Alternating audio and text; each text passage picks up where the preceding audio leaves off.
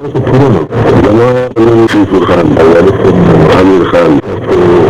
عمر بوی دی وقت سلور کم یا درې کم شپې تکاله زمو کور د غریبیا او کله زما مور بلارم چې کوم دنو هغه مونږ ته سکول یا جماعت ټول قدرم نه دی ما چې کوم دنو عمر له دغه شان په ځنګلو کې او په مزدورو کې تیر کړی دی فضل الله بعض خلک وایي چې د پلاني فی نه شاعر یم د پلاني فی نه شاعر یم چې شاعر یم زما اړ یاد نه دی چې څنګه پیدا یم د کشان شاعر یم او ما ډیر فلیدلې دي هغه چاته وایم نو وایي چې دا دې سوې نو ما تاسو داسې لکه چې ویل چې زما انپړ شاعر ځان چې تاسو تفصیل ورکړه نو دا خو تاسو لنډه خلاصه کړئ چې پیدا ومنو پیدا شي شاعر بیا ما لومبې څو وخت شعور حالت چې دی هغه وخت کوم هغه وخت داسې څو نهو لسو کالو کې هم ما شعرونه جوړ کړي دي ما ښه یاد شي موږ داسې په قطار واړه ناستو او ټولو ته به ناستو خبرې مو کولې په ډیران یا کوڅه کې نو د هغه وخت شعرونه هم زما شته دي د هغه ماشوموالي هغه مو واړه یعنې بول به مو په لار کې کول ناست مو شعرونه ما لیکلي دي نو ما ته ځکه خپله شاعر نه دي یاد چې زه کله شاعر یم کنه بعضې خو وایي چې زه دې نه شاعر یم او زه دې نه شاعر یم نه ما ته خپله شاعر نه یاده ولې د الله فضل دومره په ما شوی دی زما دې د نوښار شاعرانو وروڼو ته اوس پته ده قرآن پاک باندې اللهي راځي زما لږ د چې تاسو بالکل اړو مدرسې ته مې نه یم تللی نو دا څنګه ټکي تاسو څنګه دا لیک او دا هم څنګه وپېژندل دا ما داسې وکړه ما به شعرونه جوړول او داسې لږ چې زه یعنې داسې شومه چې 14 کاله شومه نو ما ته یو افسوس راغی یاره ته شعرونه جوړی او دا خو تا نه ډېر زیات شو په یاد دا اوس تا نه راځي او دا خلک خو دا لیکي دا څنګه چل دی نو ما به داسې دا کاغذ راواخېستو او کاغذ ته به مې داسې کتل دا څنګه چل دی داسې زما یو ماشوم خو یو هغه یو ورځ سپاره وي نو ما ورته بچې دا څه دي اوس زه دې دغه کې یم چې دا څنګه مې دا الف دی دا بي ده دا ت ده دا س ده زه پوه شوم چې د دې نه خو هواد وځي یعنې الف آ شو دې خوا کتې نو با شو الف ته دې خوا که نو اب شو زه اکدم الله پاک په دغې باندې پوه کړم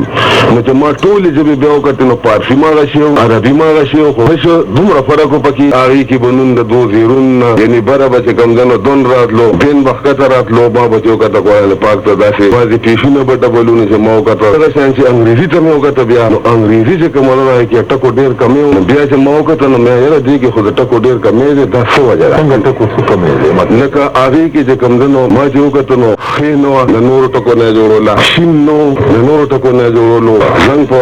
ژبو کې ری زال سواد دوی دا څلور وې هغې کې یو سیټ ما چې وکته مې دا خو ډېر کمې دی بل چې ما وکته مې دا دې مخکې را روانه ده ما هغې ته مو کتل هم هغه اے بي سي او هغه الف هم هغه اواز و د هغې الف بي هم هغه اواز و هم هغه لیکل په هغې کې هم کېده او هم هغه شی دومره کار و چې د نورو ژبو نه انګریزي په دې بل طرف را روانه وه نو دې لاس نه لیکل دې لاس نه را روانه نور څه فرق نه نور څه فرق دغه و چې دغه ټکي پکې جوړېده ټي چې کوم ځای نو هغې به دواړه اوازه ورکول د اش سره ټي یا دغه ده یا ډي به د دال او د دال دواړه اوازه ورکول دغه چې ما وکتل نو بس پوه شوم نور ما ته دا استاد هېچا اف هم نه دي ښولي او استاد دې شته نه نه زما استاد بالکل الله دی الف دی عرف قیدم واقع نه هر کې هم بیا کاغذ کتو داسې اخبار چې ته به داسې پروت نو ما به هغه الله پاک اخري ما ته ګویا کړ نو بیا به ما داسې خط کولو لکه ما به لیکل بادرخانه نو ما به دې ځان له واچوله هغه اواز به مې پېڅو که نه او بي به مې ځان له واچوله او هې به مې ځان له واچوله او الف به مې ځان له واچولو او دال به مې ځان له واچولو او ری به مې ځان له واچولو او خې به مې ځان له واچولو او الف به مې ځان له واچولو او نون به مې ځان له واچولو دا به مې یو واچولو بیل د خپل ځان ما شعرونه کې ویلي چې دغه واړه کرامات د اشکیا دي ام استاد د ځان شاګرد هم د خپل ځان شو دې شعرونه کې ویلي که دیوان شعرونه وایه خپل باره دغه واړه کرامات د اشکیا دي ام استاد د ځان شاګرد هم د خپل ځان شم بل دی چې په جرنده کې د عشق دود لیده شم هله ځان شم چې ټول میده شم رندې سترګې مې بینا په هغه دم شو قایل زه په کامل عقیده شم چې محل مې زړه روان شم محبت کې بس د هغې په بنیاد د عشق رده شم دغه لار و ډېره لنډه زه پوه نوم دا خپلې ناپوهۍ نه په اوږده شم چې لیدلې ډېر مشکل نو ما ولید وردنونه چې د عشق په پرده شم چې لیدلې ډېر مشکل نو ما ولید وردنونه چې د عشق په پرده شم هسې پور شاعر د شاعر په بازار کې د لالونو بې بها فروشنده شم دې کې شعرونه ډېر دي خو په یاد زوس لګیم دا اوس چې کوم دا دیوان تاسو وایي چې تیار دی او بلم تیار دی نو دا حفظ او چې لیکلو کو دا لیکل چا وکړه دا لیکل ما په خپل لغتو کړی ها بیا ستا هغه شو پریکټس شو دا کوم وخت شروع شو او دا کوم وخت ښه عبور کې راغلی پښتو لیکل ها پوره پښتو لیکل نو کوم وخت لومړی ټکی دا لیکل کوم کال د دې بکیږي عمر ثانو دغه وخت یو بیا دا شوم لکه څنګه چې ما تاسو ته ویلي چې د اتلس کالو په عمر کې درځان خو دغه وخت ما دا یو ټکی لیکلو بیا چې زه داسې 2-3 کال په ما تیر شو ما پښتو بالکل داسې پوره تړله او پوه شم په هم تړله بیا چې داسې کال په تیر شو زما د نورو ژبو ته خیال شو نو ټول تړله اردو لیکلی شو اردو لیکلی شم او علم شم او انګریزي څه گزاره انګریزي کې دوايانو کار مې کول دغه سره هم دا هغه تعلیم مو کې نو چې فوق پوه شوی نه نو کېمل سره هغه هیلپر وي عائشہ بس هغه پلان کې او هوا خو ډېر ګران ټول څه پکې مې دوايي کار فور کې مستکار مې کول انګریزي کې نو وایم چې کوم یو سړی وي چې کوم کار ته باغ وګوري او خدای نه کوي ولې نه کوي دته معنی نه ورونه څنګه والد صاحب څنګه دیني ون سره والد صاحب د کوم دنو زما ډېر ساده دومره ساده چې زه به تاسو سو هغه په سی و چې تاسو راوړی یا مزدوري یا سنو ابل زما پیری مریدي سره د څه شو پیری مریدي چې کوم دنو زما پیر خو زما په خیال چې کوم دنو بس دغه یو پیر دی چې هغه خدای دی او رسول دی قرآن دی او باقي زه به هغه سړي ته وایم چې هغه سینه د قرآن ډکوي او ما سولې نو ما په خپل شرع او ظاهر ګوري نو ما په خپل لا ظاهر فلیدلی نه دي او پیری مریدي نو هر انسان ته داسې ګورم چې ځان نه وته نه ګورم او هر انسان ته داسې ګورم چې دا دم دی اوس کوم یو ملازمت دی پنشنی په مخکې په کومه وخت کې زه د انټي ملیریا کې دې کې او هغه کې زه میټو ما کړو 25 سال سروس مې پوره کړی څه کې ریټایر جی په سروس کې ته کې نه یم په سروس کله ریټایر ما خیال نه چې تکالو نو په دې دوران کې ته ما ته دا وایي 17 کال عمر سخی صاحب ته تللی تاسو سخی صاحب ته تللی نه مو تللی رحمان بابا ته تللی رحمان بابا ته تللی په کوم عمر کې تللی رحمان بابا ته تللی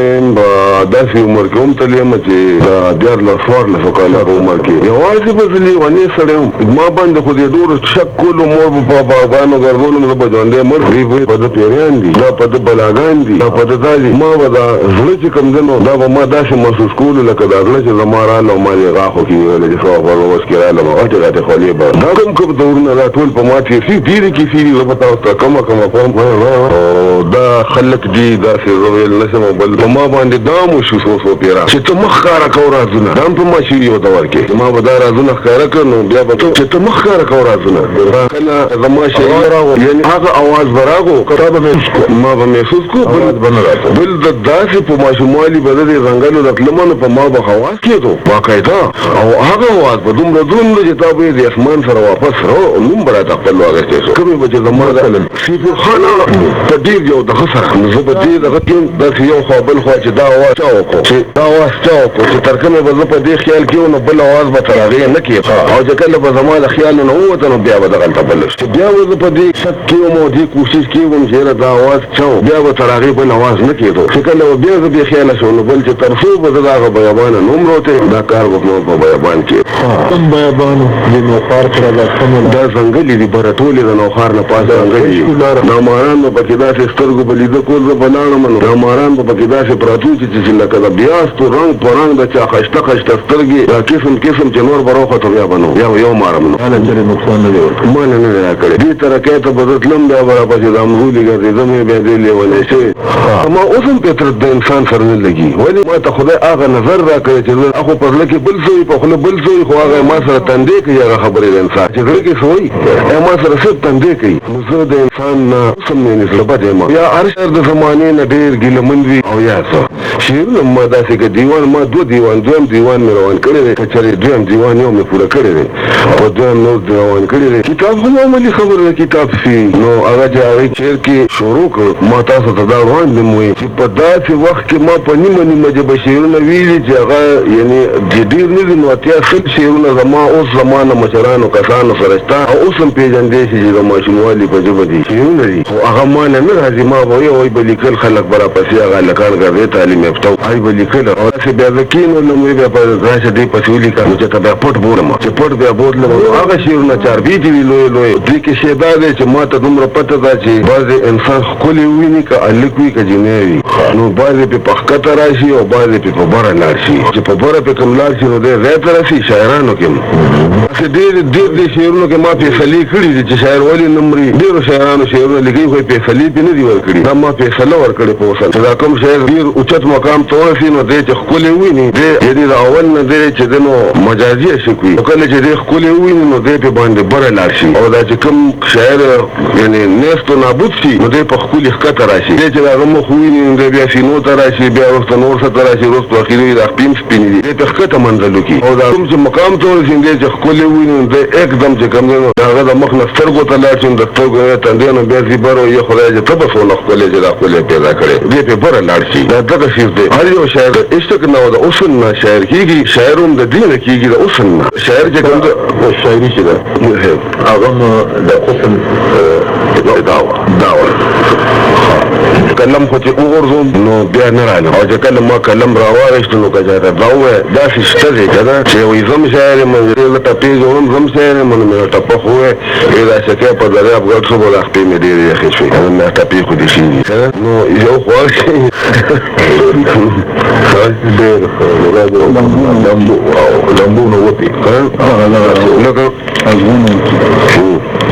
اخو نظم دی که نه زه غزل بیا ولیکم غزل هم زما بهتر وایره به یې ووایه چې څه دي ستاسو نمونه لکه دې کې د شاعرانو کې داسې وي چې زه به دی نه وړاندې یو خبره وکړم دې کې چې کوم شاعر وي هغه په طلب کې وي درلم در بشم در رسم او کوم شاعر چې مقام ته ورسي نو هغه د بره نه اوازونه کوي د هغې دا نه خراب هغې هم تاسو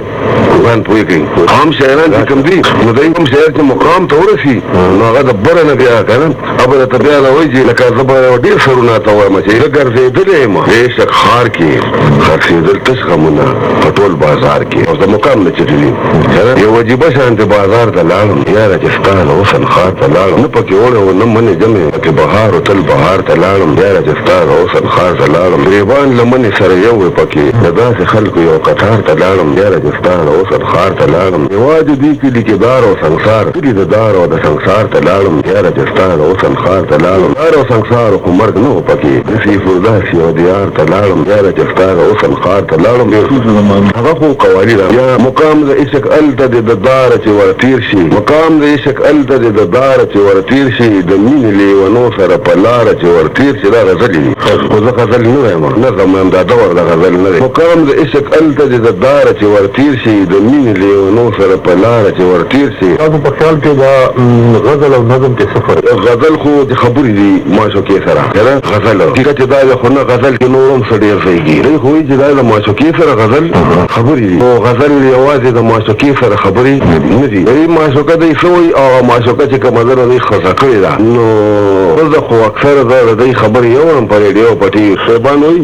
چې شعر یو د بېزوګي بچی دی چې څومره سپاکیانو دومره دغه کېږي زه وایم شاعر چې شعر یو پیره ولیکلو شاعر روحاني او دې بیا هغې سره چیړي نو بس ختم شو دلته کې د رحمت شاه صاحب مشاعره وه په غزل هغه ما ته چې ته راشه په غزل مشاعره ده نو ما ورته غزل ولیکل لا نړم چې اشنا دا حالات څه دي غزل څنګه ولیکم اشنا دا حالات څه دي غزل څنګه ولیکم دا وخت د غزل نه دی غزل څنګه ولیکم د کلم په غزلو کام کوي خې په نظمونو د کلم په غزلو کام کوي خې په نظمونو چې کام مې پروت دی غزل څنګه ولیکم وطن ته مې د سرو نظمونو ضرورت دی وطن ته مې د سرو نظمونو ضرورت دی یا څنګه غزل خلې غزل څنګه ولیکم اشنا دا حالات څه دي غزل څنګه ولیکم دا وخت د غزل نه دی غزل څنګه ولیکم نه به څنګه نه وي چې الله د غلا نه ډک دی امي به څنګه نه وي چې مولا د غلا نه ډک دی دې خلکو چاندو کې دا د غلا پیسې ورکړي دي لار که جومات ته شم نو لا د غلا نه ډک دی دې کې به دوی ښه وایي ما ته تاسې بلکل لیکل مې کله نه راځي کې سلیم خو هغه داسې د ماشومانو شعرونه جوړوي داسې ما واړه مشغله جان پړ دی